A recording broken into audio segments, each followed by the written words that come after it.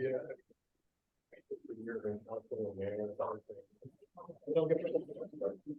like, I hate to do it, but it's also like, let's figure out how to make sure that. Hey, Marta. But it's safe. No. Do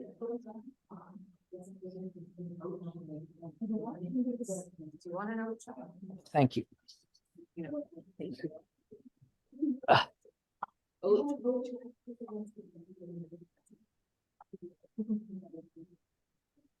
I keep thinking one can feed my anxiety is. We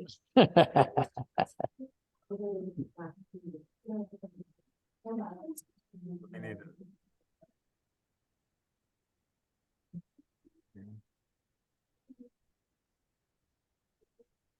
And to get you more centered there.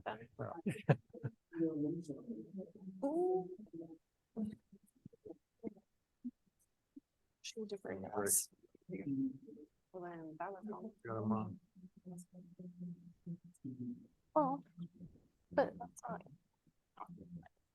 1, 2, 3.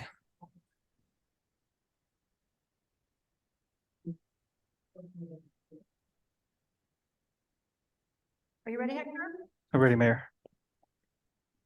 All right, let's go ahead and call this Talent City Council meeting to order October 18th. Roll call, please. Councilor Clark, Here. Councilor Panemarov, Here. Councilor Greider, Here. Councilor Pestizo is not present. Councilor Byers, Here. Councilor Parra Miller, Here. Mayor Ayers Flood. Here. Mayor, you have a quorum. Hector, can you give me a quick hand real quick to get my Zoom screen back up? I need it to.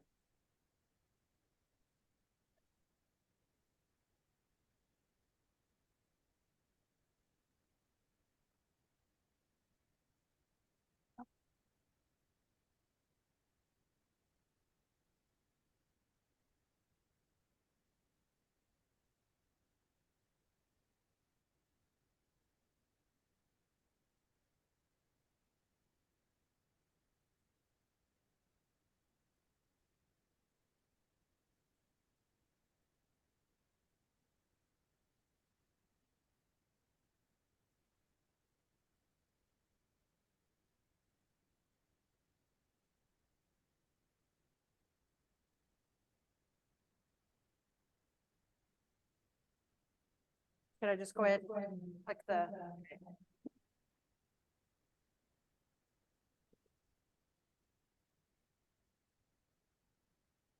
Good job. Thank you, Hector. All right. Thanks for the indulgence. I'll work out a little bit of a technical thing. So item number 2 on the agenda is additions and corrections to the agenda. Are there any additions, corrections to the agenda? Yes, if I may, public hearing notice was published in the Grants Pass Courier for tonight's council meeting. It was not placed on the agenda. Therefore, we're asking that the council open the public hearing and continue it to the next regularly scheduled meeting. This was, the item was a code amendment to the City of Talent Municipal Code for non-conforming uses, lots and structures. Unfortunately, we were miscommunication.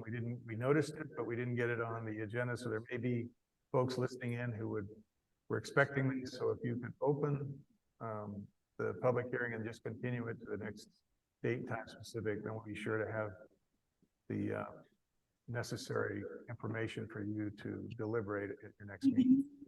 So technical question, are you prepared for that date time specific to be the next council meeting?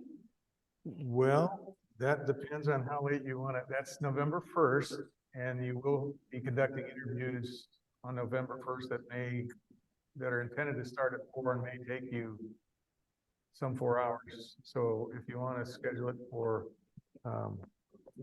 it'd be the 14th, 13th.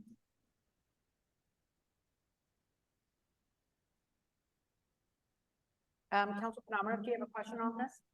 No, I was just gonna say that there's some echoing going on.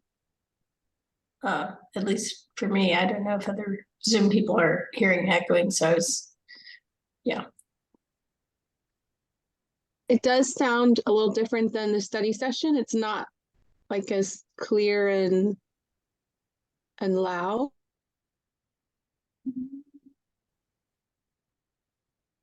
Yeah, Samir, when, right after you were, your microphone was adjusted, it was like, could hear you close, but then there was also like maybe Is a it- microphone in the back of the room that was picking up. Is it when I'm talking?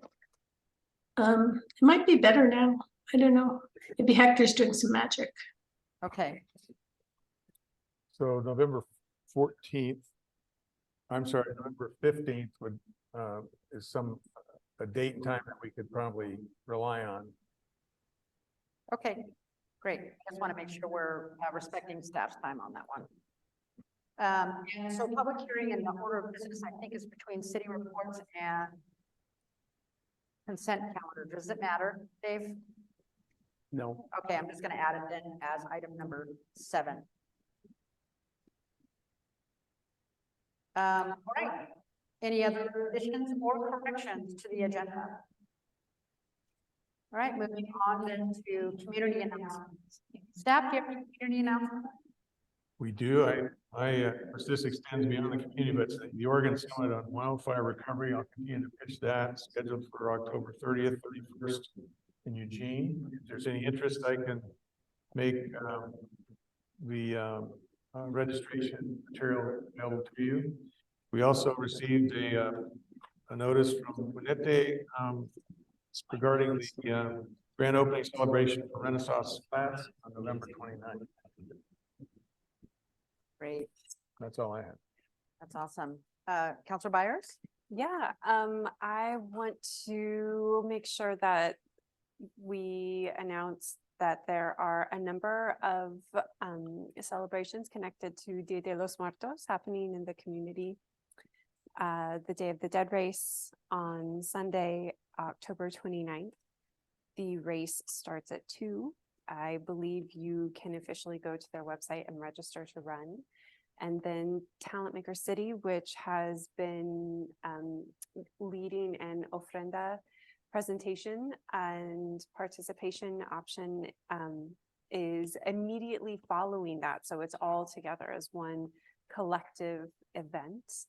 So there will be music at the Commons Library stage and a presentation about the significance of the ofrenda and how community members are invited to participate in a community ofrenda from 4 to 6, directly following the race, also on October 29th. And then November 1st and 2nd, there are 2 consecutive evenings of Dia de los Muertos celebration at Scenic G Studios off of Highway 99. You can access it off Arnos. It's a free event. There's art making, there's music, there's dancing, there's food, there's calavera painting. You're welcome to come one or both nights. So 5:30 to 8. Great. And then one more thing, sorry. No, keep it up. I got a lot to say.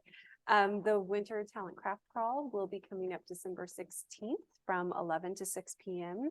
Applications for interested vendors will be accessible on the Talent Business Alliance website as of this Friday, so in 2 days. And we've got a lot of interested folks, but submit an application to be considered to be included. And of course, this will be a free community event falling on December 16th, same day as Lights on Bikes, which is produced by Talent Maker City. It's intentionally planned this way so that folks can come to town to enjoy an incredible vendor market and then catch this really wonderful community celebration during the holidays. Great. Anybody else? Hector? Mayor, I'd like to announce that on October 21st, the Talent Urban Forestry Committee is having a community workshop to take feedback on their master plan, followed by a large-scale planting at Lynn Newberry Park on October 28th. But I would like to invite Councilor Clark if he's got additional details. Hey, I appreciate you raising that. And yeah, we would be honored to have As a dermatologist, when it comes to choosing a retinaldehyde product, the Medicaid Crystal Retinal is at the top of my list. Let me tell you why. As a reminder, retinaldehyde is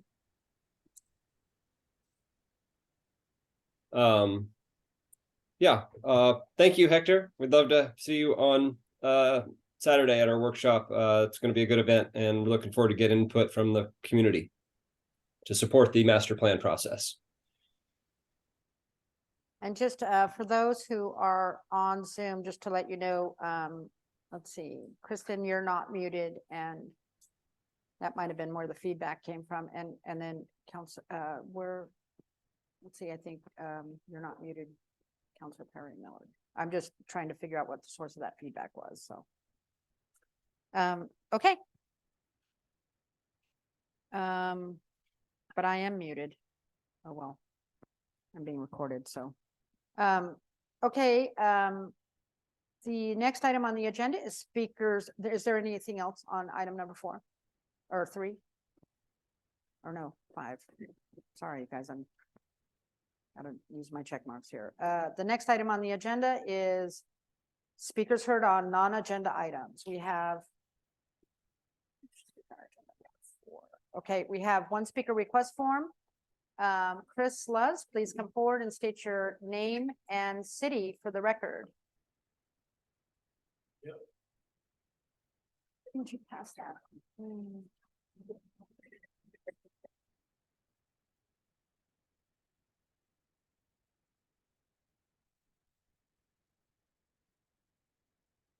And Mr. Luz, please remember the caution I've given you previously. Yes.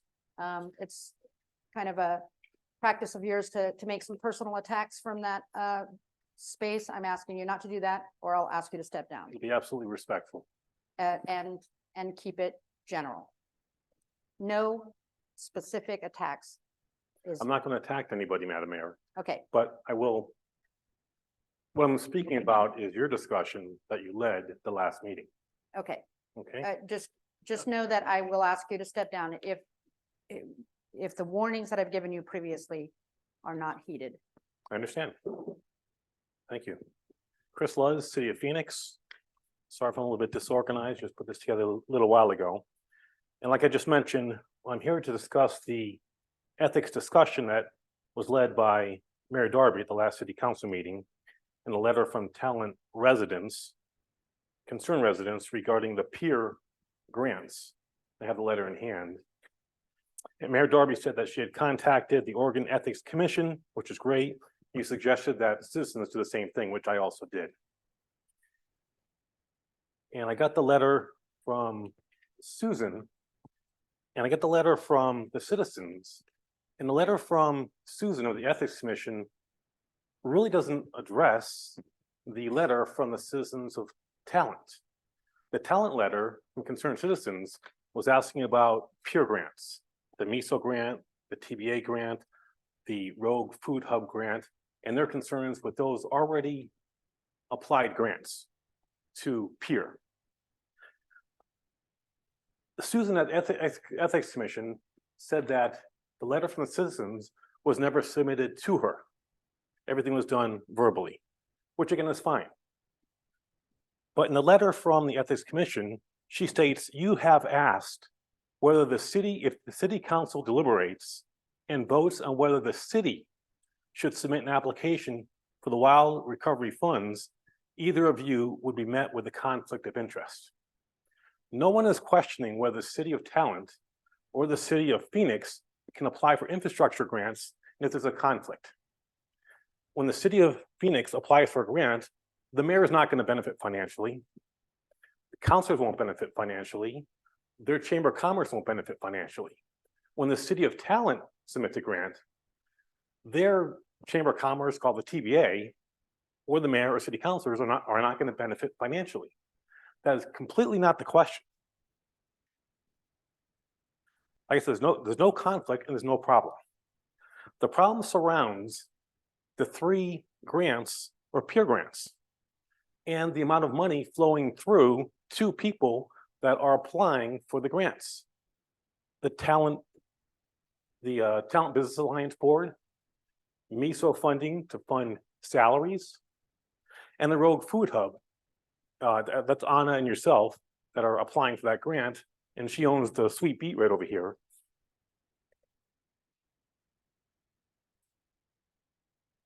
So there are literally hundreds of thousands of dollars flowing through from the grants to salaries of people that are on TBA, of people that are going to be trying to get a grant for the Rogue Food Hub, and also to help support MISO and their salaries. That's where the question comes in. There's also a conflict of interest whereby the Talent Business Alliance is going to be overseeing grants to TBA members. And the oversight board is the Talent Business Alliance board. There's no third party oversight on those grants. It's not like So Ready is looking at a grant for someone in the city of Talent, and they're overseeing that grant. It's a third party verification. The problem really comes, like the letter that was submitted from the residents. It says, how does Mayor Darby financially benefit with her relationship with Portland-based MISO if the grant goes through?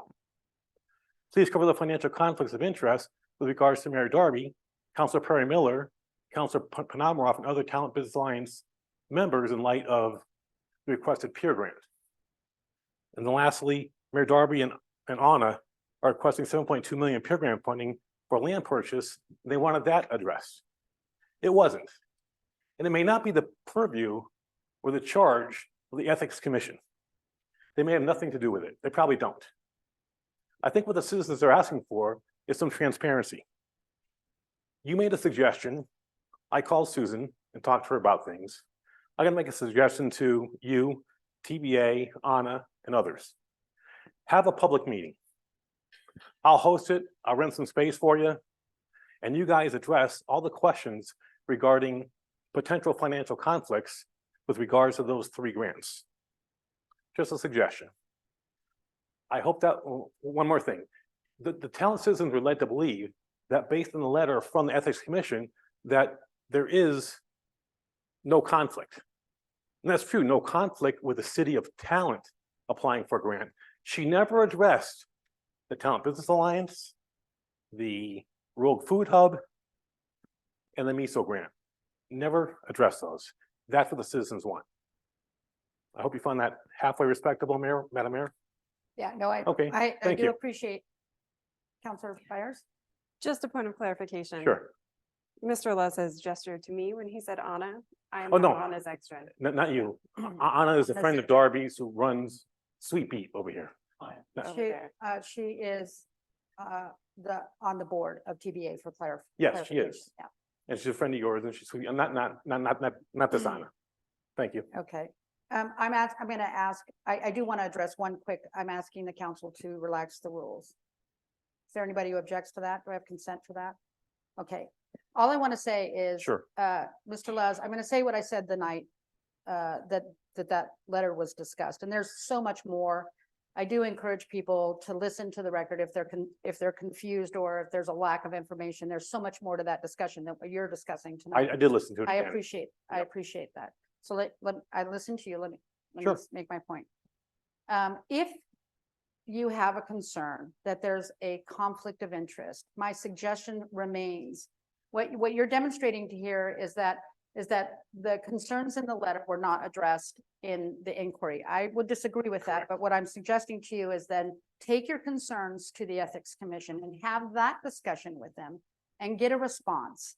It's not our purview at the council to field ethics complaints about other organizations. That's not our purview. Completely So- understood. I agree. Yes. So what I would recommend to you is for you to please take your concerns to the Ethics I did. Commission and file your concerns and get an official response. They have That's nothing to do what with I this. recommend.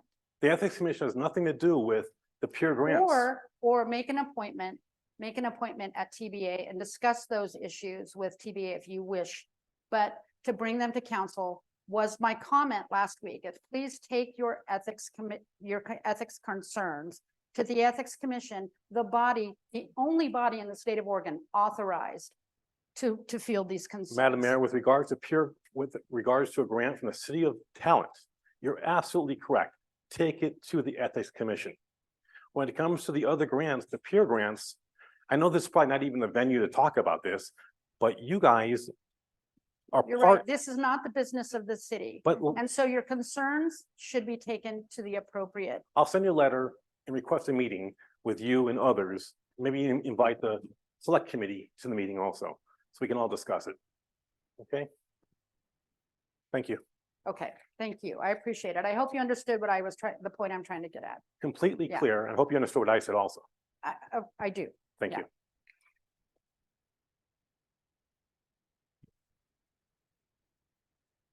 Thanks. And I do appreciate you curbing your usual tone. I really do appreciate it. It's unusual for me to have that. Yeah. There's something that's really going on behind the, Yeah. probably one different time, but then a little bit vociferous. This is the Chris Les, this is the Chris Les that we want to see. Typically, I'm very respectful. Yeah, thank you. Thank you. All right. The next item on the agenda is item number 5, which is public presentations. The presentation is of JCC LTRG Rogue Reimagined. That acronym or those initials remain one of the long ones. Yeah, I always hope it's going to have some kind of like, some way to say it, like TPAC or something, but. Yeah, our friends call us jackal turd. It's fine. They call you what? Jackal turd. There's also Jacoco. It's on the table. So, thank you so much, Mayor Iris Flood, counselors. Thank you for meeting with us this evening. My name is Karen Wheeler Clay. I'm the Executive Director of the Jackson County Community Long-Term Recovery Group, JCC LTRG. With generous funding support from the American Red Cross and Business Oregon, we bring before you the completed Rogue Reimagined Regional Long-Term Recovery Plan. Because of your support, our community has created the nation's first ever multi-jurisdictional disaster recovery plan. The plan will be released to the public on October 23rd. The map we have created promises a stronger, more connected, more resilient Rogue Valley. I turn it over now to Barry Long, Principal and President of Urban Design Associates, the consulting firm, the JCC LTRG, contracted to support the Rogue Reimagined process. Thank you, Karen, and good evening, Mayor and councilors. It's a pleasure to be here this evening. I have to apologize for the bar on the right-hand side of the screen. It's something we couldn't get rid of. It's not showing up on my screen, but for some reason Zoom is presenting it to all of you. So we're just going to live with it and move on. So this evening, we're going to be presenting a high-level summary of the plan that's going to be released on October 23rd. It's been about a year-long labor of love by the community and the jurisdictions, and we really have enjoyed working with all of you on putting this together. So the agenda for this evening is first to walk you through a planning process recap, then give you a high-level overview of the final recovery plan. We went into a lot of detail when we were here in late May. We then received extensive input from both the jurisdictions, and we'll explain, we did polling too with the residents. So revisions were made, but the plan that we presented is still the plan. It just has, I'd say, a lot more detail added to it. And then we're going to talk about next steps and expectations moving forward. So there was three-step planning process. First was listening to the jurisdictions, residents, and stakeholders. That began last fall, really picked up steam this year. Exploring ideas for recovery projects was the second step, and then choosing the best path forward.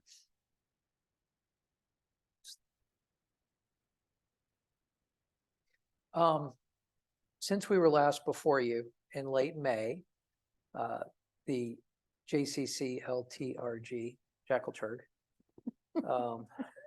did a community preference survey that ran for about 2.5 months. You may have participated in that. And then in late July, we issued a draft to all the jurisdictions. Your staff gave us feedback, as did Phoenix, Talent, Shady Cove. And then we're back with, we incorporated those into the final draft, and then we're back with final recommendations here in October, and we're meeting with all the jurisdictions this week. The structure of the plan is the same as it was in the spring. We have a summary. Something that's unique about your plan is that we have progress to date. So we'll show you this in a minute, but it goes through really pretty comprehensive review of talent recovery. You have your own section over the first 3 years post-fire. Then there's a recap of the community engagement process that we went through in creating the plan. The vision and the recovery projects, which are really the actionable things that will be carried forward. Parallel initiatives, a lot of folks have done remarkable things in the last 3 years. We felt those needed to be recognized. They may not have risen to the level of a current recovery projects, but they needed to be recognized. And then at the back end, we have a summary of all the community input. So it's about a 160-page document. I'm going to spare you walking you through the whole thing tonight, but it's robust. In the section that talks about talent, we actually just got the numbers from the joint initiative that Nikki Hart Brinkley undertook. She's a GIS consultant hired by the county, but worked with Phoenix and Talent staff also, so that we could do a comparison of recovery on a live website, apples to apples between all the jurisdictions. What we found is, and we had this frustration too, that different folks were counting things differently, categorizing things differently. This data has been reviewed by your staff, and Nikki may have met with some of you too at this point. But I think one thing, and the plan's not going to be released for a couple of weeks or a week. When's the 23rd? 4 days, and we have a countdown timer on it. Okay, we'll have to look at that. Very excited about this. We're going to make sure all the numbers are correct, and Phoenix asked us to. Our numbers do match her Nikki's website, but we want to make sure everybody, all the jurisdictions are on the same page with the data, because it was just peer reviewed by the county and the jurisdictions within the last few weeks. But one of the things that we would say about talent is that 3 years in, your recovery is remarkable. When we look at primary single-family residences and multifamily residences, and even your progress on manufactured homes, you're making really good progress 3 years in. And I think it's hard when you're living in the middle of it to appreciate how far you've come. I would say, in fact, just in the last couple of weeks, we've been helping out the town of Paradise again. They're 5 years in. They're at 18% recovery after 5 years. So you can see your percentages are north of 60% already. And that's really impressive. Another thing you'll find in the document is a full detailing in terms of talents recovery of other notable projects and efforts. So what this documents is not only projects, but also grant applications that you've received. These are just a few of the bullet points from the plan, but there's pages that document what your staff gave us, the things that were notable. And there's also a nice little introduction to this section written by the town. And I would just say, to conclude this section of the report, it's unique. And we've said this before, and Karen said it, a multi-jurisdictional recovery plan, there really wasn't a model for that. And that's one of the things that delayed starting this, like who can lead it? So the JCCL-TRG seemed to be the right entity because they're an umbrella entity that works throughout the county, where they could facilitate a multi-jurisdictional plan. And I will say, through this process, we figured out how to do that. So you'll have a recovery project which addresses a particular issue. And then in the plan, when appropriate, it'll say, relevance to talent, and it'll describe the relevance to talent or relevance to Phoenix. It's not the same for every jurisdiction under each recovery. So we needed to figure out a way to differentiate. And I think that was really a breakthrough. And one of the things that's going to be notable for other communities looking at your plan going forward, it's like, oh yeah, they figured that out.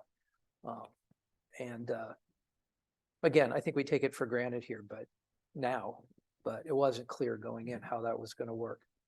The community engagement activities were extensive. We had almost 1,200 responses to the survey we did this year. Way over 40 stakeholder interviews at this point. And we described the whole community engagement process in a lot of detail in the last meeting, so I'm not going to go back through all of that. Also, all that feedback is documented in the back of the report. And we took all that community engagement, and folks have asked us, how does that tie to recovery projects? What we did is we distilled out the comments that we heard the most. And then we took those and we built recovery projects around those. And that's from our meetings with the jurisdiction.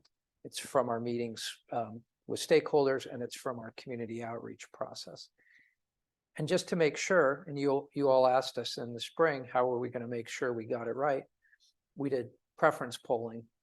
And when I mean we, I mean Karen and her team did preference polling this summer in very accessible ways. There was actually some online software that you use for polling.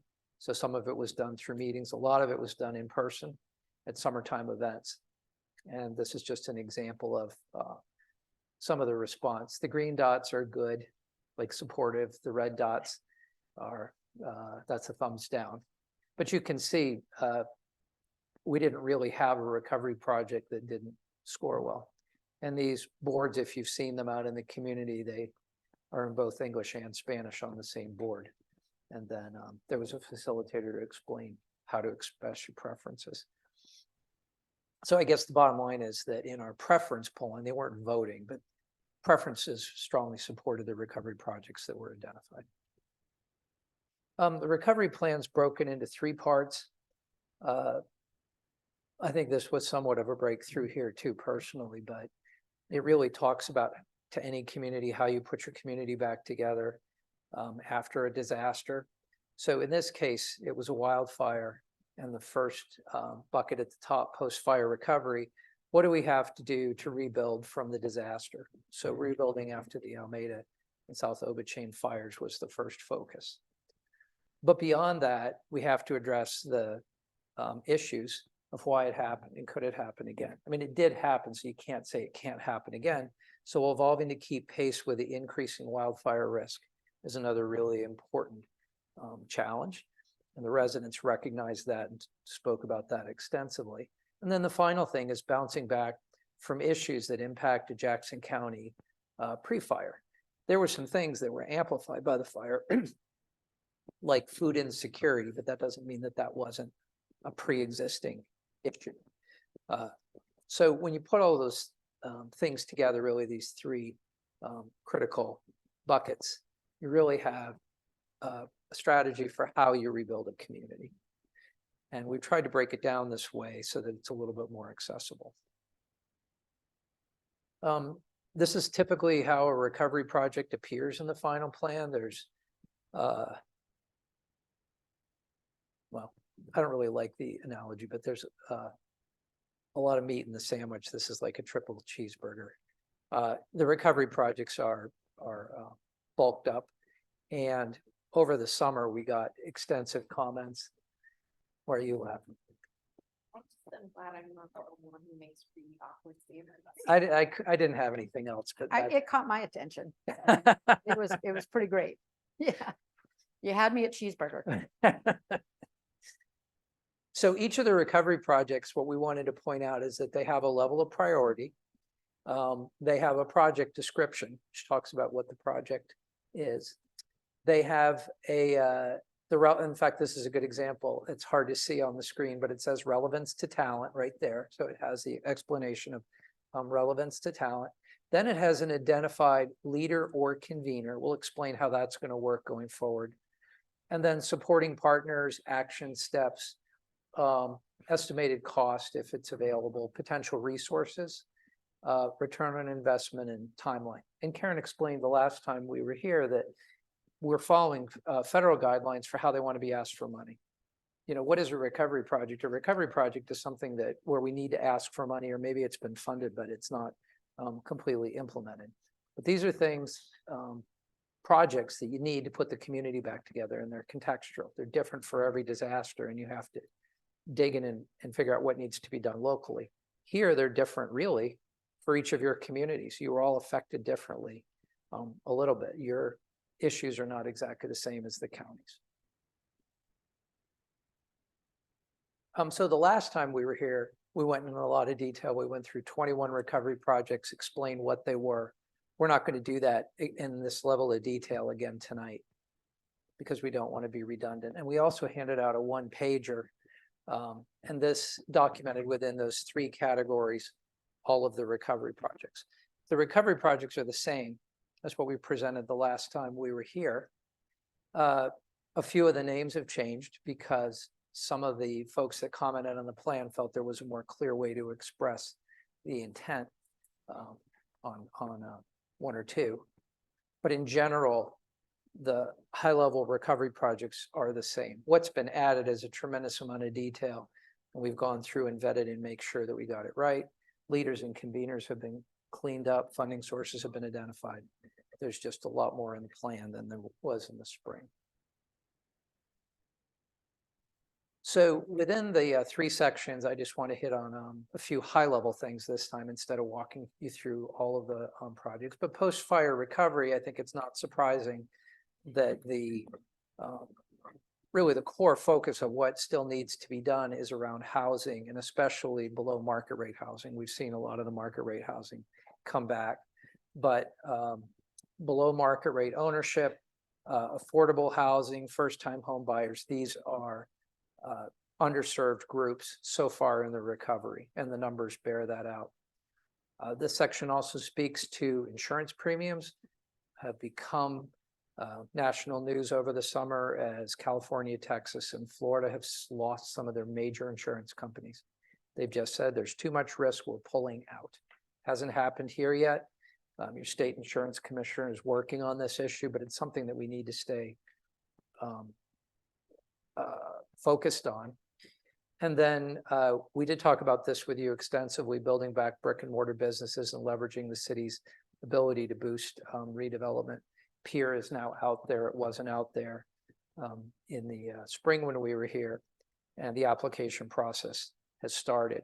And then long-term behavioral health was also the focus of post-fire recovery.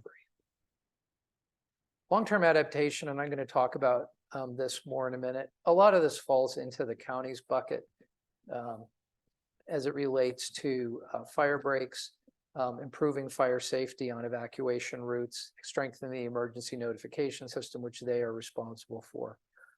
And then some of the other things, encouraging connected streets, promoting defensible space, and setting one standard for fire-resistant homes. Those really fall on the jurisdictions. And then supporting fire-safe education is really an issue of funding. It's not that you don't have the experts, but they don't have adequate funding to do as much as they need to. And then finally, in regional resiliency, being better prepared for the next disaster. This has to do with marrying the work of R.V. Cog and Jackal Turg. I'm sorry, interrupt R.V. you just for a Coag, second. R.V. Cog. We have R.V. a Coag. council rule for 15 minutes. I'm just going to ask the council to relax the rule and let's go ahead and let the presentation be completed. Are there any objections? All right, seeing none, the floor is yours. Thank you, and I'm almost to the end. And then the Bear Creek Greenway, this is an issue that all the jurisdictions share. There's a plan being developed for that. The plan speaks to it, though, multilingual communications, and as we said before, food insecurity, and then expanding transportation options, embracing sustainable development, and improving local social determinants of health. All of these things are in that third bucket. And again, in the appendices, they're extensive. Everything that we heard, we wanted to be transparent and is summarized in the appendices. But one of the things I think that we can get lost in the weeds sometimes in a recovery plan. There's so much to think about, and you're so focused on recovering.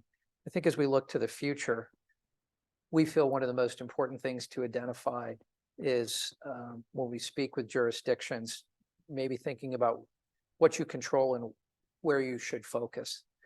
And what we would say on the wildlands and preventing wildfires, wildfire is a natural occurrence in the world in the West. And we've been suppressing wildfires since the 1850s. And there's an awful lot of fuel built up. And it's our opinion that although the state and federal government puts a lot of money towards mitigation, the mitigation level is not going to change significantly from what it is today. We have a lot of fuel in the wildlands, and that's not something that's really within your control. And on the other side, we have these weather events, which are amplified, which combine with a spark, create the conditions for exactly what happened here. It's not something that's happening in the future. It is where we are today. So the bookends around your community, you have very little control over. What you do control is the design and maintenance of your city. That's really where we would recommend that you focus, is on your community. Because we don't think those other things are going to change. In fact, on the side of amplification of weather events, it may get worse. I hope it doesn't, but it could. So we have put together, and this is just simplified, really the plan embeds this wildfire adaptation principles that speak to this. And it goes from the idea of creating a fire ring around your community, which could be a fire break, but it doesn't have to be. It can be a biodiverse landscape. You just don't want ladder fuels sitting underneath tree canopies. There's nothing wrong with trees, but having ladder fuels sitting underneath them is a problem. And you still have the issue in your community of the Bear Creek Greenway that has a lot of ladder fuels in it. And ladder is just like you climb up a ladder, those flames climb right up into the tree canopy, and then you have an event, a bad event. Hardening of infrastructure, and this really the most critical thing is undergrounding electric. We like to point this out because you saw it happen in Hawaii this summer in Lahaina. Electrical poles came down. They had a mass casualty event that was very sad and tragic. But that combined with creating a redundant emergency notification system is just critical. And then providing multiple evacuation routes to get out of town. That's at the regional scale, but all these things apply to your community. And then prohibiting long dead-end streets and fostering neighborhood fuel reduction is important.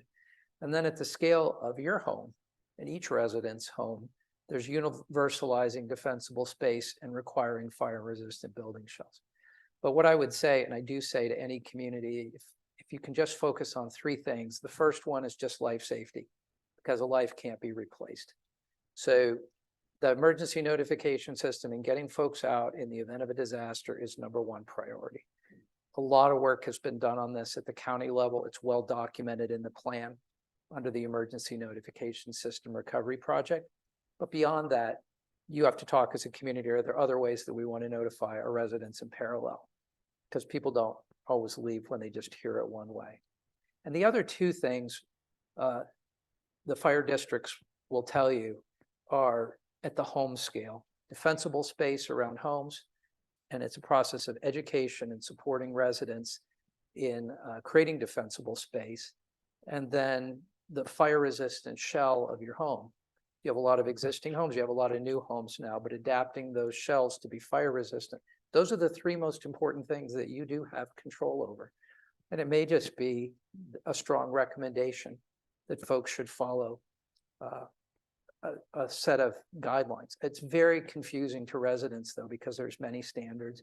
And one of the things we're working on with the JCCL-TRG is actually developing a simple one-pager for numbers 7 and 8 that just says, look, these are the basics.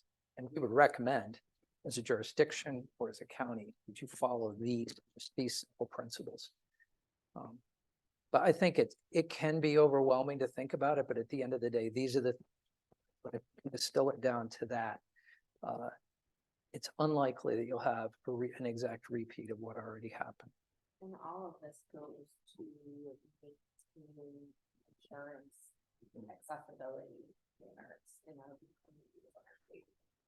Yeah, that's a good point. Insurance companies may dictate the communities do this in the future. It's already beginning to happen. So we're giving you a heads up.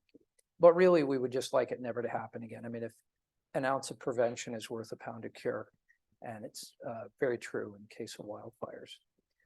In terms of expectations going forward, and we'll just finish with this, leaders and conveners, the steering committee for this project is going to transition into more of an quarterly advisory council.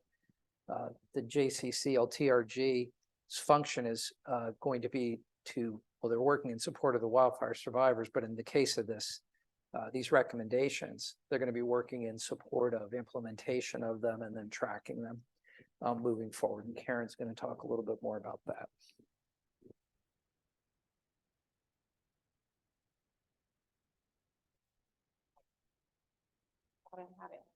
Okay, there we go. Yeah, so in 2024, we were great part of platform to develop for pouring out on updates for coming out projects. There are a lot of plans tend to get created and on the shelf.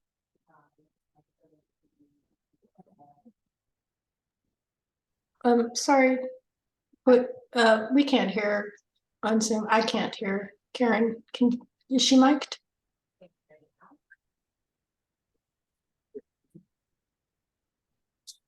Sure. It was green.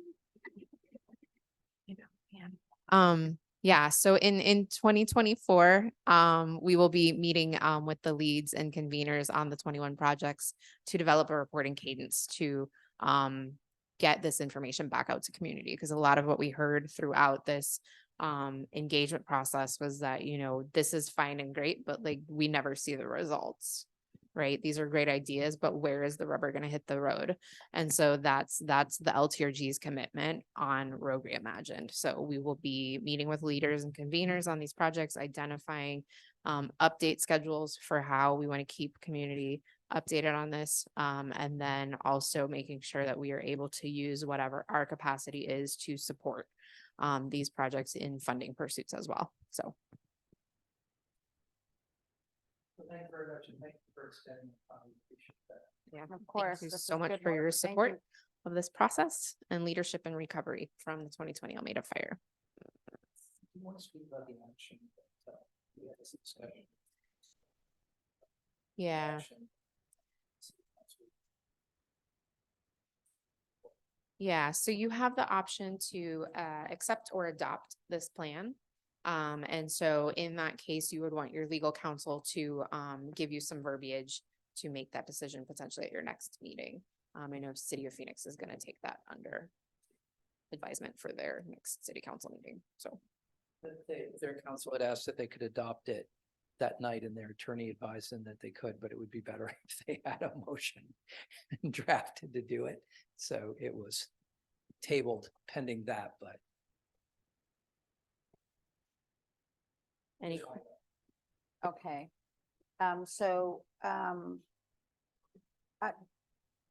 I would, in this case, then I would seek counsel. I think we need to give counsel direction to, by that, I mean, the city attorney direction to pursue this in the same way. I mean, so does anybody want to make a motion to dedicate those resources for that consideration at the next meeting?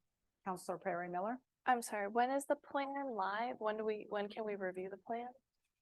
The plan has Sorry. been available for jurisdictional, Counselor Perry Miller asked, when will the plan be available for review? So the plan has been available for staff and jurisdictions to review, since July initially. Yeah, and so, yeah. It will be live on the roguereimagined.org ORG website, October 23rd for Is that- all of Is community. that a detailed version? Does that, this That is all contains one, the detail to it as well? yeah. Yeah. So staff have that That's what I'm asking. Is that detailed version is going live on the website? going Yeah. live across the community, yes. Great. Is there any, did you have some comments? I'll take audience in just a moment. Yeah, one moment. Well, I wanted to ask, you're asking for my opinion on whether the council would be appropriate in moving to accept or adopt. And I want to understand what your preference is and what the differences are.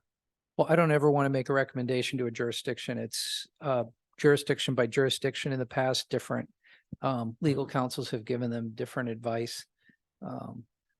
The town of Paradise adopted theirs. And then we did an update for them and they readopted the update 3 years later. And we're back working for them again, and they're going to amend it again so they keep updating theirs, but they've adopted it and it's their blueprint for rebuilding. I think you're in a little bit different position, and that's why I would defer to you, where you started the rebuilding without a plan. I don't think there's anything controversial or counter to what you're already doing, but it's a policy document where I think functionally either one of those options probably works for you. That's what I would say. So I'd really defer to the experts, which would be, your legal counsel. Well, and our community development department, I want to understand what adopting might mean in terms of our comprehensive plan and other plans that are already adopted. And Right, so I exactly. would say my going in inclination would be to say it's something we want to accept. Otherwise, we're going through a fairly significant process. Yeah, I have a couple thoughts on it too that I want to talk about a little bit, but I'm going to go ahead and. I would just, one thing I would say related to that, and I agree with you that Paradise was updating their general plan, which is California's equivalent to their comp plan at the same time. They had to redo their entire general plan. So it all got married together as they move forward. We don't want to create extra work for you. That's not the intent of this. We need to focus on recovery, not. Marta, do you have something you want to add? You're with G, yeah. Good evening. Just for the record, it's Marta Terenzi and you're with G. Yes. JC. Does my mic work? Wonderful. Hello, my name is Marta Terenzi. I work for Business Oregon. We're one of the proud co-funders of this plan. I would like to offer a couple of high-level insights and then my just an overview of what I will be doing that will be kind of flowing out of and along with this plan. First of all, to the really good question about whether or not to adopt the plan, everything that's been said about it being aligned with the city's comp plan and all things like that, absolutely. Additionally, should the City of Talent and or its partners pursue grants such as the FEMA hazard mitigation grant program, having adopted the plan may position the city as an applicant stronger, being armed with it as an official document that's guiding it, just saying, hey, this is what we intend to do. So it could be an asset when pursuing grants like that. When it comes to some of the other things, I hope to be sharing about this plan as a success story, that still has some actions to follow through in the next few years at the October 30th and 31st Oregon Wildfire Recovery Summit. I want to commend Southern Oregon because Southern Oregon is the only region in the state that was impacted by the Labor Day 2020 wildfires that has come up with a recovery plan for the Alameda and South Open chain fires. So huge commendation to everybody in the region and the jurisdictions that have supported it. Additionally, my understanding is that this plan will be an adaptable document. So if some agency or jurisdiction that's indicated as a lead partner on some action says, you know what, we've already done it, or they want to go a different direction, it may be amended. So it's a set of actions and strategies right now, but it may be amended as we go forward so that that plan can keep being an asset should the communities apply for further grants. And at a more granular level, when it comes to business resilience and economic recovery, I'm committed, together with my economic recovery partners, to keep working with the cities to make sure that when the cities are gathering business license information, emails are collected, because we found that out with the Almeda fire. Not all communities that were collecting business license fees were actually taking down email addresses. So that's one of those granular actions, but it feeds into the overall regional resilience for information sharing and preparedness. Additionally, sorry, I'm speaking too fast. It's the coffee in the back. There are some things that it's easy for cities or communities to say that they're doing, such as, hey, we've looked at evacuation routes, check. However, if we go out into the neighborhood and we ask businesses or parents picking up their kids from the school bus stop, hey, if there was an emergency, what empty lot that's secure from brush fire would everybody gather in for a respite? If people can't answer it on the fly, then we have not done a successful job of sharing those evac routes and gathering points. And I can tell you in Medford, because I live in West Medford, that is the case. I know there is an evac route somewhere, but where would people gather? In Paradise, California, where a few of us went 2 years ago, they knew their zone. That's like a slogan on magnets on their fridges, know your zone, because they had a fire roll through 10 years prior. So they credited that with the community being aware of like where the evac routes are. So that's something that the public works teams and the businesses and the cities and the LTRG will have to work on collectively. It's really granular, but it just might come down to signs saying this is an emergency evac route. It doesn't have to be a wildfire one. But if folks picking up their kids, or if somebody doing a business visit in Talent can't clearly know where to go in an emergency, then at a granular level, we're not supporting the strategies laid out before us today. So my little soapbox there. Thank you for a really, really good question about how the plan will be approached by the communities. That is a really good question. And thank you again, Marta Terence. Thank you, Marta. Maybe we should suggest that you speak with the city attorney too in Phoenix, and that both cities do the same thing. Will do. Because we had this discussion there on Monday. Yeah, I recommend, working with staff, working with Phoenix and choosing that avenue, so.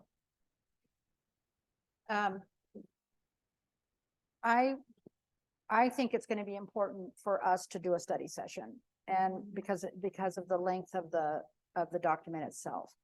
I want to say that the summary clearly aligns with, I think, aligns with the values of this community. But to the degree that probably that some of it would be redundant or overlay of some kind, I think we need to have a good understanding. So I appreciate you brought up the same thing I was going to bring up, that this is in large part a community development discussion as well. So I'd like to see perhaps a joint discussion with the Planning Commission if they're open to it. And again, I think I would want to be looking at this through the lens of the opportunity that this creates for our community. But also to make sure that everybody understands just all of the detail of the plan itself and how it impacts what we already have in place and what we don't have in place. So I'm hoping that becomes part of, and my question for you is, can we accept a plan until we've had an opportunity to do a study session and then adoption? I mean, one doesn't preclude the other, right? And so that might be an approach as well. We just did a really good job, I think, with Title 18 and Title 17. And so in my mind, so much of this work probably could be captured and is already captured in there. And I just would like to see how that all works out. And I'm really excited to hear that Phoenix's the housing priorities are awesome, and I'm glad that the region is seeing it that way. And then finally, just to say that it's really powerful to have provided us with a tool that is directly from the voice of the residency in this region, and that level of empowerment is not lost on this council. I really appreciate it. Great. Great work. Any other questions or comments? Dave, anything from you? Yeah, okay. Great, thank you so much. Thank you, it's good to see you again. Thank Yeah. you so much. Yeah, Take care. all right.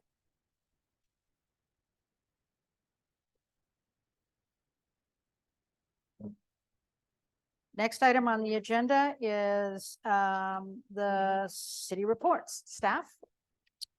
Yes, thank you, Madam Mayor, members of the council. I distributed a report to you that kind of outlines updates on city business, updates on grant applications. Should you have any questions, I just highlighted Bedford Water Commission water use reporting. That was something that came up in one of our meetings with the Water Commission, and evidently the city's been doing some double reporting. It would be a kind of a time and energy savings if we simply deferred to the Water Commission to do the reporting on our behalf. I think the only other community that's doing double duty like we are is Ashland, and so in the both cases, the Water Commission has asked that we just provide them information, they'll do the reporting, and then there won't be any redundance in that effort. As has been mentioned, the Talent Urban Forestry Committee is having a community workshop in this building on Saturday, and I tend to join them for at least an hour. Jason, maybe 2, we'll see. So we're looking forward to that. They're working on their master plan, and they'll be taking public input, but they'll be taking public input, and they have a facilitator who will be going over some of their plans as part of the master planning effort. I shared a link with you from the police chief on our school resource officers anti-bullying presentations. You may have had an opportunity to look at that. That's appreciated in the school district. This Jackson County Recovery Dashboard is something that I think all of us sat with Nikki and went through just in preparation for receiving this report tonight. As far as the grants go, I mentioned the wildfire recovery grant. That's something that Hector is and Nikki and Leslie from our finance department have been working on with Plant Oregon, and Hector's been doing an exceptional job at managing that program and keeping people informed as to its progress. I think Jason can probably attest to that. We met with him, and we are scheduling a meeting with ODOT in order to confirm our ability to work within some of their right-of-way and plant trees and extend irrigation. So that's moving forward. The housing assistance grant you're familiar with.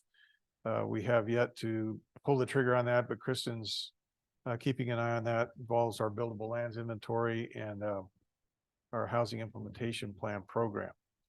We've already talked we talked in the study session about the peer program, and you've given me some direction to submit an application. And so I've got my marching orders, and that's something I'll be working on for the next couple of weeks with the city engineer. That concludes city manager's report. I do have a Tura overview as well. Those of you who were part of the Tura discussion the other night, the board approved a resolution updating signers for the Tura bank account, so we could start take some of the load off of council members and reimburse applicants who've started in on their grant work. The board received a summary of my communications with Access with regard to those trailers on the Gateway site. We have 51 of the 53 trailers are occupied presently by families who were Almeda fire survivors, as determined by the Center for Community Resilience. It's kind of a subset of the Access group. And they maintained a candidate list for families who are affected or have been affected. As families move out of the Gateway site to more permanent housing, there seems to be a bit of an influx still, and we're trying to confirm that those folks are actually have been impacted by our local fires and are still seeking housing. So we do have an agreement with Access. We'll be, my expectation is that we'll have a conversation with them so that we have some increased assurance as to the nature of the people who are occupying the trailers, when they might be moving, and when we might be able to recover some of that property for the redevelopment of the Gateway. But so far, they have been placing people in, I think they intend to place some of them in our newest Renaissance Flats site, but they're also anticipating perhaps a home purchase in the development, New Hope development over in Medford. But I think we want to encourage them to help people find permanent housing and move them out of the camp trailers.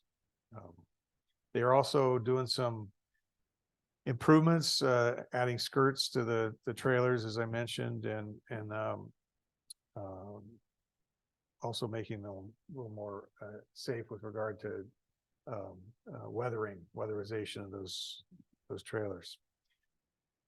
I provided a summary spreadsheet for the number of folks that have been applying for our business grants, building renovation, building revitalization. And as the board members who are here know, we have reached our budgeted amount in our ability to make these grants to local applicants. And so once we viewed the last two to come in and kind of the status of those who'd already been approved, we realized that we're at $100,000 of our granted budgeted amount. And so the board elected to sunset that program and direct me to inform people that we aren't in a position to take any more applications. And then I distributed a draft of the financial report from Polly Rogers and Company, which I was pleased to give to you. We decided to elaborate upon that further at the next Tura meeting after they had an opportunity to look at our financials and have the finance director present to answer questions. So that concludes my report on Tura and the city management in general. Thank you. Councilor Perry Miller? I just wanted to say that the mayor and I met with Nikki Brinkley, and she did the training about the dashboard, and it was very helpful and illuminating. And just because we all love study sessions so much, we thought it would be a really great idea if at some point Nikki was able to do that type of explanation for the community so that they know that resource exists and know how to navigate it, and also to more fully understand what the data really means, because she had a lot of great insight into those numbers. So I also, it's funny because I'm glad you brought that up, because during the presentation tonight, it was mentioned that the fire impacted the different jurisdictions so differently.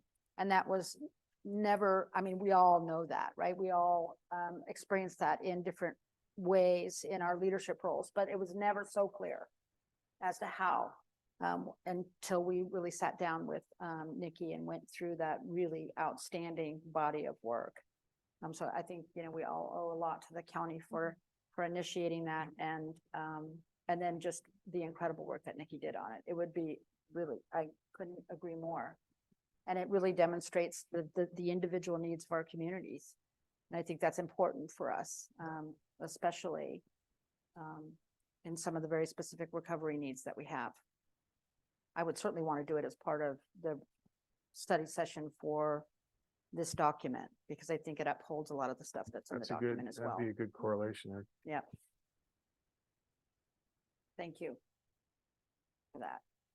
Also, I just wanted to mention that I think it's an interesting thing to acknowledge that we were able to give those revitalization grants only within the urban renewal district, which doesn't even, impact all of the burn scar. The businesses need help.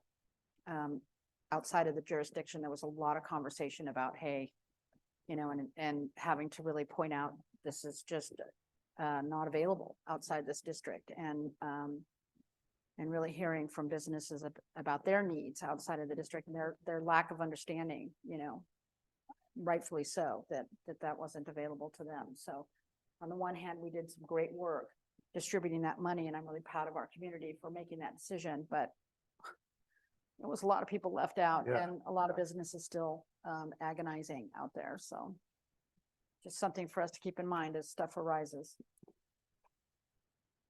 All right, thank you for that great report. The next item on the agenda, does anybody have any other questions or comments? Okay, the next agenda item is the public hearing.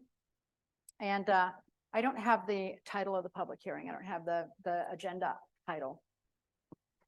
Sorry. Get that.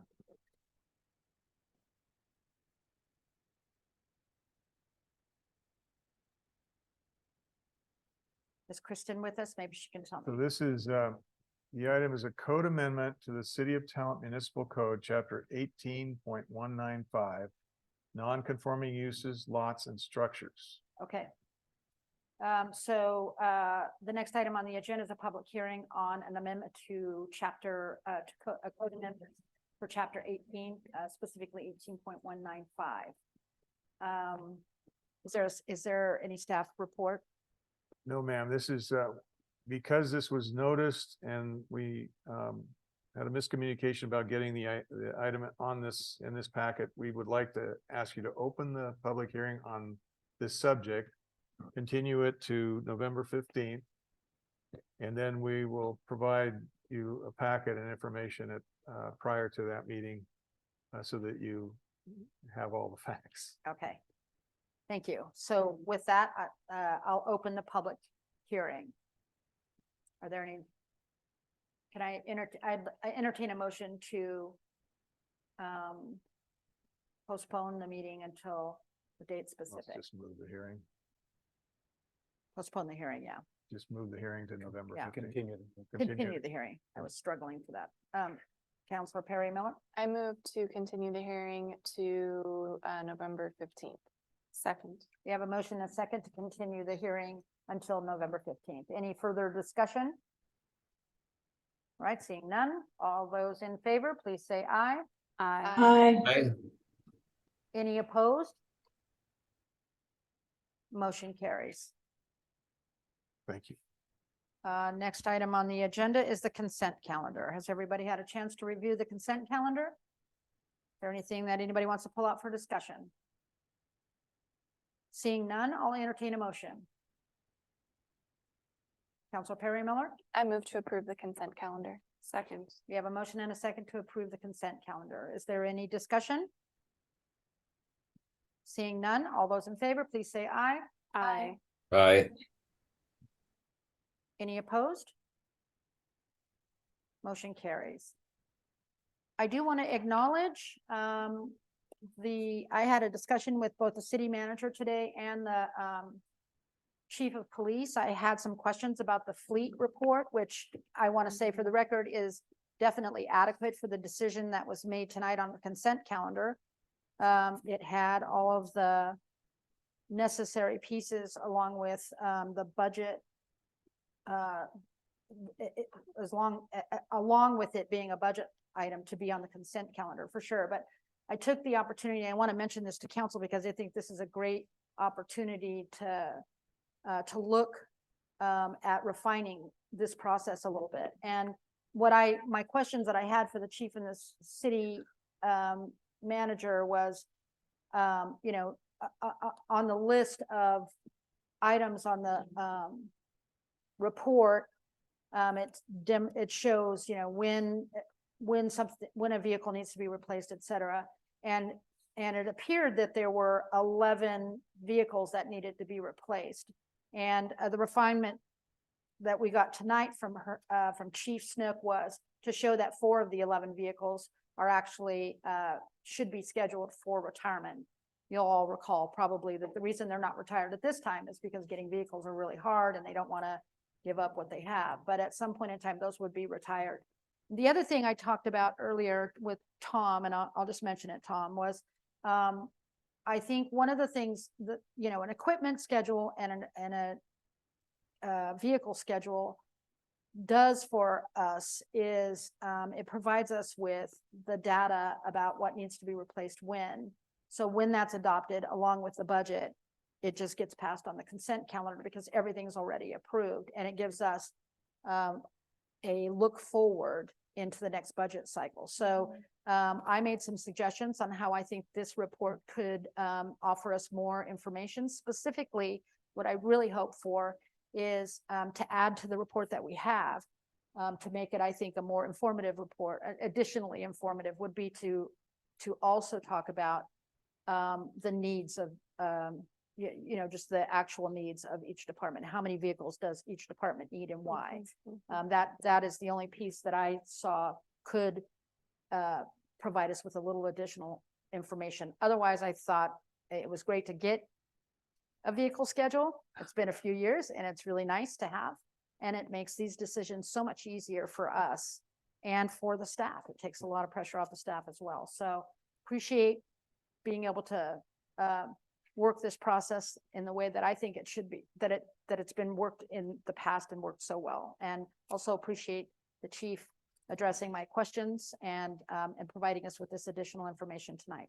Great work. Thank you so much.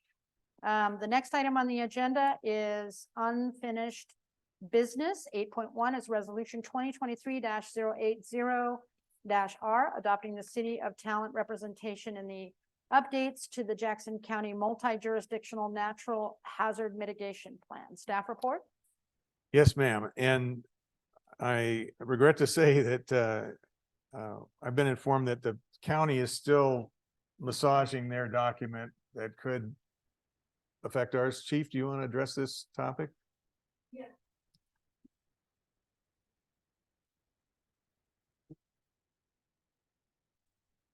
I apologize. Apparently I've jumped the gun again on this topic. When I checked in Monday to see if the county had any of our comments that I need to be aware of, and I checked in with the professor that is leading this project at U of O. I was told that we shouldn't adopt it until Oregon Emergency Management as well as FEMA has had a chance to finalize the plan. So there still could be some changes on the state level, but as of right now, we've had 0 comments from the public on this plan. And I will say, when I talked to the Jackson County emergency manager, she's had very few comments as well. So sounds like it's pretty standard. So I guess what we're saying is we're not certain. I mean, I don't believe that we can adopt it this evening, and we're not certain whether we can, I guess, recommend a specific date and time until we get some clarification from the Federal Emergency Management Agency. And so if that's their comment to us, I guess we should just perhaps table this indefinitely until we get something more definitive from the county, state, and federal government. They're thinking December, but this is process is drawn out a little bit longer than we all anticipated. So, can I ask a question? yes. So I just assumed then that as long as this is an amendment, right? To the is it an amendment to our plan? Will it be an amendment to our plan? Yes, it's an update to our existing plan. So every 5 years, the plan's reviewed and updated. Like, you know, our the last 5 years, our plan was, we're at a high risk for earthquakes, but now we're at more risk for wildfires. So it just changed, some of those items changed, some of them updated to what infrastructure the city has. But it is, every 5 years, the plan gets updated and amended, but it has to be finalized by FEMA. So if we were to adopt the plan today for the resolution, it could potentially change. So then we'd have to come back again and bring it, the resolution for adoption. Great, thank you. I was just confused as, because I mean, I know I've seen our plan, and I was just confused as if this was an amendment to the county's plan where we're included in it, or if it's actually an amendment to our plan. So with that, we're still operating off of that plan until this is taken care of, right? Yes, the one that expired in July. Yeah, We're still exactly, operating but on it's that. still the plan you would rely on as the emergency manager, right? Correct. And every agency in the valley is under the same position we are in. Yeah, okay. I've read it. It's not a bad plan. So I feel like this is, I mean, it's probably okay that this is taking a little bit longer. Yeah, I just don't know if FEMA has any input. They weren't directly involved in the work sessions that we did, the meetings, so as long as so the process was, we did the work sessions, we made the amendments. It went to U of O to finalize the plan or to draft it, and then it goes to public comment, and then goes to Oregon Emergency Management and then FEMA for their final sign off, and then it will come back to us for our resolution adoption. Great. I just have one more question. Yes. Just out of curiosity, I know that, what I'm gathering from this process that you're engaged in is that our level of engagement with the county is greater than it was prior to the fire, for example. Am I getting the right impression? It just seemed like prior to the fire, there wasn't as much engagement with the county, and it just seems like this is facilitating better collaboration. Yeah, it's both ways. Yeah, Yes. good. Yeah. Okay, well, I'm glad to hear that. Yeah. And I think it's great. All right, thank you. Any other questions? Yeah, all right, thank you, Chief.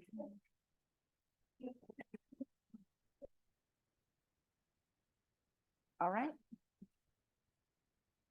Next item on the agenda is new business 9.1, resolution 2023-085-R, workers' compensation coverage to volunteers. Staff? This is pretty routine, something that we do consistently, resolution extending our workers' compensation coverage to cover our volunteers. And I don't know if the finance director wants to step in and say anything more, but we're asking that you approve the resolution so that we cover our volunteers. It rescinds a previous resolution that the council approved to do the same thing. Any questions of staff?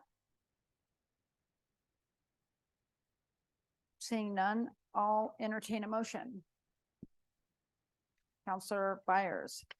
I move to approve resolution 2023-085-R, extending workers' compensation coverage to volunteers of the city of Talent and rescinding resolution 22-046-R.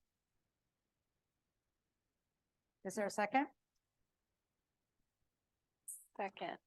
Okay, I have a motion and a second. Am I off Zoom again? Did I? No. Okay. I just don't see it on my screen. I don't know what I'm doing over here, I'm We with see you. you. I'm with you guys. Right up there. We have a motion and a second to approve resolution 2023-085-R, workers' compensation coverage to volunteers. Is there any further discussion? Seeing none, roll call, please. Clark, Yes. Counselor Panemarov, Yes. Counselor Greider, Yes. Counselor Pacizzo is not present, Counselor Byers, Yes. and Counselor Miller. Yes. Motion carries, Mayor. Thank you, Hector. Item 9.2 on the agenda is response to city council inquiry about collections. Staff report.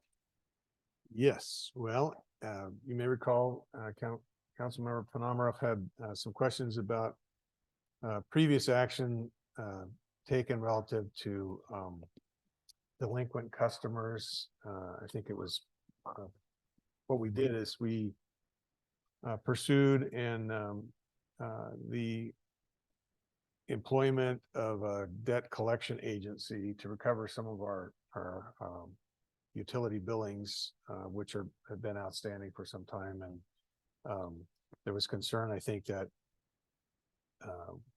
we not penalize unnecessarily folks that couldn't pay or wouldn't pay, weren't in a position to pay. And so we did the research that was asked, and we couldn't find a resolution to this effect. I'm going to rely on the finance director in case there's any holes in my presentation here.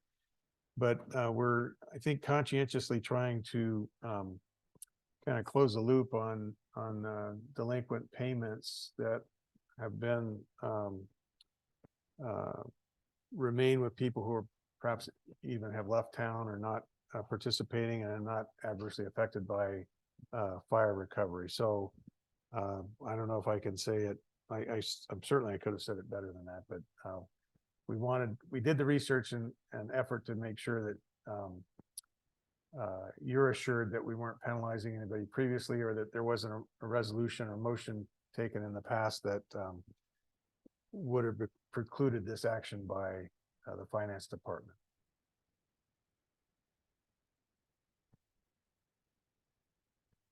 Okay, are there any questions? I see Councilor Panamarev. Yeah, thanks. Thank you for all that research. I think the way that it's spelled out in the ordinances is really clear. I do believe that the language of the resolution that I mean, it was COVID that year. So it's kind of disappointing that it wasn't easy to find, but thanks for making the effort. I think the language of the resolution might, the language might have kind of overridden some of that, especially with regard to shutoffs, but I probably, you know, if we had our attorney look at it, probably wouldn't apply anymore. So because I think it was for the you know, during the COVID emergency. But I just wanted to touch on the policy question that I feel is kind of embedded in this, and I think also not incompatible with what I read in the ordinances in the municipal code. And that is kind of around the question of how aggressive we should be, how punitive we should be, should the city be in terms of collections. So if the council agrees, I would like to ask if staff can maybe just put together a policy around that, because I know that staff will be in the position of working with the collection agency and, you know, applying, you know, answering some questions and trying to figure out how we all go about this. You know, but I think it was in the newspaper this morning. There was a woman living out of her car with her family who's making $72,000 a year. And, you know, it was, you know, people who will hit, you know, a rough patch and kind of get buried in debt, have a really hard time recovering out of that. So it's around sensitivity to that sort of thing that I don't see it as an ordinance. I see it as compatible with an ordinance, but just kind of a policy statement to provide some guidelines along the lines of, you know, not, and this would be instructions to the collection agency to not ruin somebody's credit, to be conscientious about affecting, you know, the mental health of the people that they're collecting from and their family. and to try not to adversely affect a person or a family's ability to recover. And that kind of speaks to layering on of late fees and collection fees and all of that. To kind of, this is what I would ask the council if they thought part of that or all of that would be worth putting into a policy statement. And those would just serve as kind of guidelines that staff would have in terms of our policies around collections. So basically just try not to really harm people who are, who have hit, a difficult time and that they're trying to recover.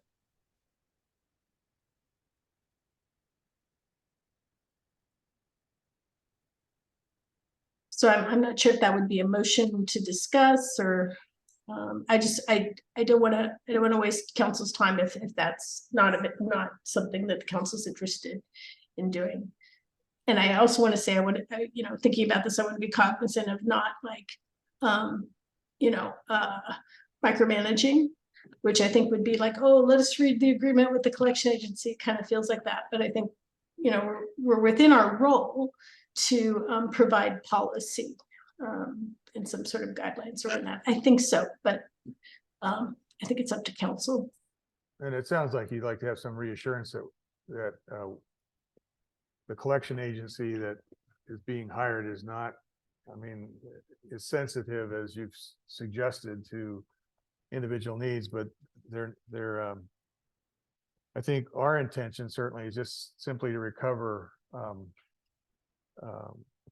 funds that people are able to pay and should have paid when the services were delivered. And so if we can, I don't know if you direct that we come up with some sort of policy or just a statement of intent, that's something we can work on. But it sounds like mostly you like the reassurance that we're not going out and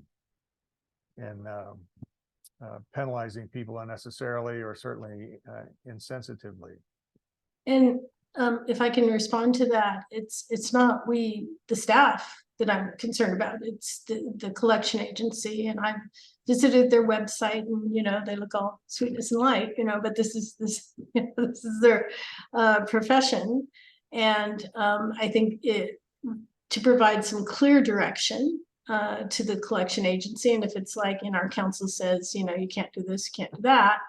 I think that would be. It seems to me that would be the straightforward way of doing it, where council's not overstepping, that we stay in our role as policymakers. And to me, this is policy, but I'm just part of the council. So I'm hearing you say, one second, I'm hearing you say that you are interested in, developing a policy for, I would entertain that, whatever it's for in your motion. But before I take your motion, I'm gonna, Tessa has a couple words.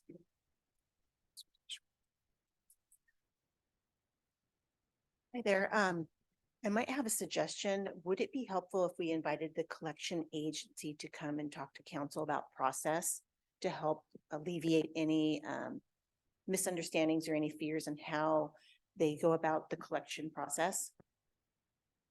Maybe just have. I think that's I wouldn't discourage that ever. I think that would be a good idea, no matter how this discussion goes tonight. Okay. Because I think I'd like to know more about it.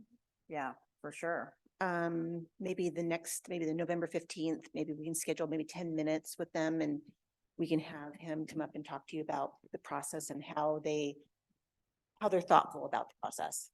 Yeah, great. I like that idea a lot. Okay. Thank you. Does anybody else does anybody else have any thoughts on Tessa's idea? Counselor Byers? I'm just wondering if we should have that presentation before we dive into potentially entertaining a policy of some sort, so that presentation can inform greater thinking into the direction or specific wording. Yeah. Counselor Penamroff, did you have your hand up? Did, but I think, to Counselor Byers' point, I think that would be helpful. Cause, they may have, I'm sure they have a broad variety of ways of approaching things, and it would just be to kind of just be very clear about what we're looking for, and the policy should be, not specific to that particular company. The policy of the City of Talent, if these are things that we believe about how we interact with our ratepayers and our delinquent accounts, it doesn't really matter who the collection agency is. It's just these are the instructions that we give. But yeah, I think it'd be really educational. Great. So I would hope, yes, I mean, I think we want to, and that would inform any further discussions from that point. I think that's great, Councilor Byers. Thank you. Thank you, Tessa. All right. So thank you for the staff report on this item. And if there's no further questions or discussion, I will go ahead and move us to item 10, which is commission and committee reports. Counselor Byers? There's not a ton of new business to report for the Parks Commission, but I do want to report that we have 2 vacant seats. And we have a Parks Commissioner who is going to be finishing their term as of December 31st, 2023. And so we are actively looking for some new and incoming commissioners. Right. I know that Charlie, the Parks Commission Chair, has communicated all of this with Hector. So thank you so much, Hector, for helping us with our outreach. Great. So are any of those seats alternate seats, or are they all? I believe one is an alternate seat. So there's an alternate and 2 commission seats. There's an alternate, 1 commission seat, and 1 expiring seat. Okay, Yes. Great. That's good to know. All right. Anybody else? Let's see. Our last planning meeting was canceled for lack of quorum. I think Eleanor has. Eleanor? Excuse me, Councilor Penamroff? Thanks. Yeah, so Together for Talent, as we know, had very successful recycle roundup, and I don't think I got the chance to say thanks to Hector Flores for doing so much registration, to Public Works for the setup and the tear down and all the help, and also to the volunteers and community members who showed up and helped make it a success. I'm happy to report that also that, Together for Talent is fully staffed and very energized. We have like a list of 10 things we want to do. And we're also kind of expanding a little from beyond just climate related things to also mental health and community building. So we have a lot of fun ideas. I also wanted to report, it wasn't not really committee commission. I do serve on the Rogue Valley Council of Governments Senior Advisory Council, which deals a lot with issues that older folks face and folks with disabilities. Some of the great work that the RVCOG has been doing around mental health is helping older adults with isolation, which is literally a killer for many older adults. I also had the opportunity to meet with Age Plus. We are really fortunate in Talent because associated with the new 22 unit development for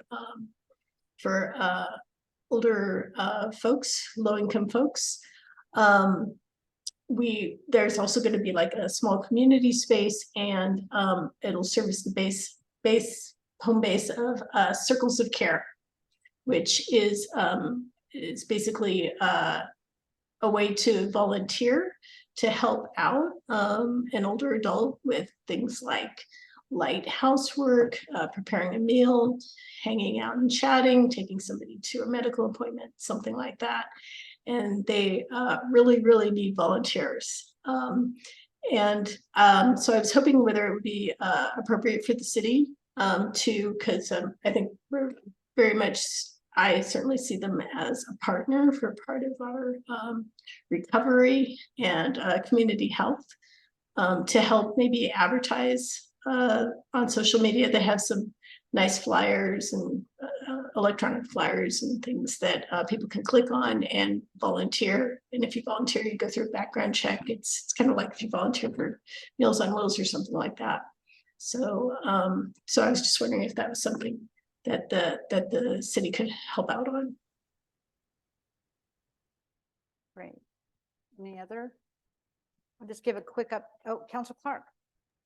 Yeah, sure. The urban forestry, big ticket items made it into the community announcements, but I will just say that the committee members have been working really hard to prepare for this weekend's workshop, and do please attend if you can, and share it out with members of the committees and commissions. We'd love to have as many members of the community there as possible, and also gearing up to get our hands dirty here in the weeks ahead. So stay tuned for more news on that. And we intend to have some fun getting some trees in the ground this fall and winter. Yay. Really quickly on the hiring subcommittee, we had an executive session. I won't talk about details, but we did field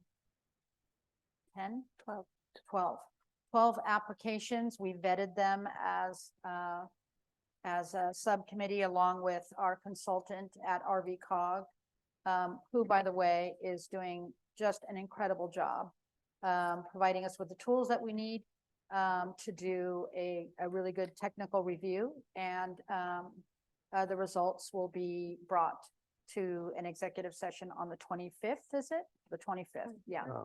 24th. The 24th, yeah, the 24th. So we're moving along. We are so grateful to have gotten, I'm going to yield to you on all of the numbers. Is it 20 applications? 23, yeah. 23 applications. Numbers are not my thing. 23 applications, which is just remarkable and very validating as a community to have that much interest in this position. So super cool. Prospects, and we got some very good applications. So with that, if there's no other reports on committee and commissions, I'll move us to other business. Does anybody have any other business or future agenda items? I have a future agenda item. We've been talking about redundant notification, emergency notification in this community off and on since the fire, and the report we got tonight with a reminder. I would like to see us have that be a part of the discussion for goal setting in 2024. And the reason I'm bringing it up now is that I think it would, there's an opportunity between now and then for staff to assemble some information on it, and giving our staff plenty of lead time on that, so it doesn't just fall into the immediate realm of the interim manager, right? So it can be assigned, and some research can be done, and some suggestions, some systems suggestions can be provided. This is something that we've talked about quite a bit over the last couple of years and just never seemed to launch. So I'm hoping we can have this as a sincere discussion in the goal setting session of 2024, which is what, February or March usually. And then yeah, that's actually it. The other item isn't Well, that important. I have one, the finance director has scheduled some time for the consultants HDR to come down and present on the water, I guess it's Rate study. Water rate study. Thank you. I get tired. So they're planning to come down on the 15th, which is also the date we've set for the code amendments in public hearing. Just wanted to make you aware of that. Great. That'll be a long night. Yeah. All right, anybody else? Question. Penamara, thank you. Yeah, I'm sorry, I'm just wanting to make sure I got an okay for the circles of care. Is that something that I could just send or put Hector in touch with the the things to get the little social media thing out? So, are you saying, I can barely hear you, so that's why. Oh, really? Rating, I'm not. Oh, So I hear you great. we're asking if we can forward Circle of Care information for outreach from the city. Yeah, this would just be a little poster thing to just share. Great. Yep, Hector's got it. He's on it. He's waiting for it. Oh, great. Thanks. Have it? Do you actually have it? Yeah. Yeah, okay. So. I can't hear Hector. She can't hear ta- you. Mentioned it to you, this item? Has he mentioned it to you? Nemiroff, what I was mentioning earlier is that Luis Ibanez did attend the council meeting this evening, but left earlier before the meeting started. Oh, okay, because I thought he was gonna And I do do have his 5 contact minutes. information, so I can follow up with Luis tomorrow morning. On this Oh, item? okay, yeah, that's great. Or I could just forward you, they're just like little posters, sign up, be a volunteer kind of thing. Perfect, thank you.